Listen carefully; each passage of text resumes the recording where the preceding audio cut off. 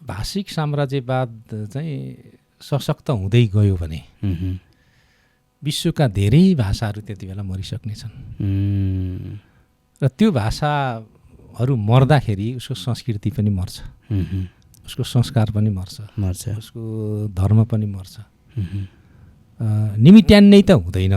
अबको 50 वर्षपछि है, 50 वर्षपछि हाम्रो नेपालबाट जानुभएको किराँतीहरू होइन, जुन हाम्रो हुनुहुन्छ, उहाँहरूको सांस्कृतिक भाषिक सभ्यता र स्थिति 50 वर्षपछि कस्तो देख्नुहुन्छ हजुरले अहिले विश्लेषण गर्नुपर्दा?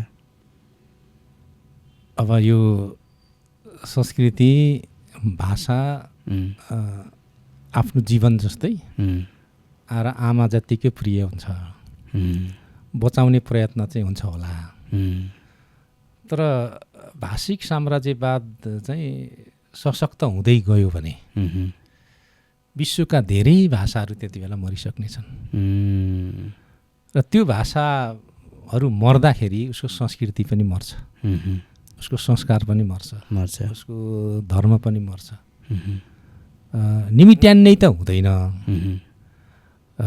अस्तित्वविहीन लिखित रूपमा जसरी संस्कृत भाषाका कृतिहरू छन् नि, रामायण छ, महाभारत छ, पुराणहरू छ, उपनिषदहरू छ, संस्कृतमा लेखिएका उत्कृष्ट नाटकहरू छन्, कविताहरू छन्, तर त्यो कसैले पनि पढ्दैन।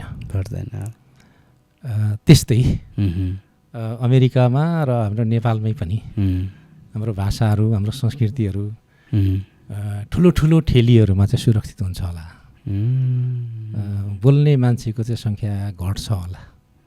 रुगा, तनाव वा दुखाइले सताइरहेको छ? समस्याको सोल्युसन अब हिमालयन बायो फ्रेस एन्ड रिलिफबाट 100% प्योर एन्ड नेचुरल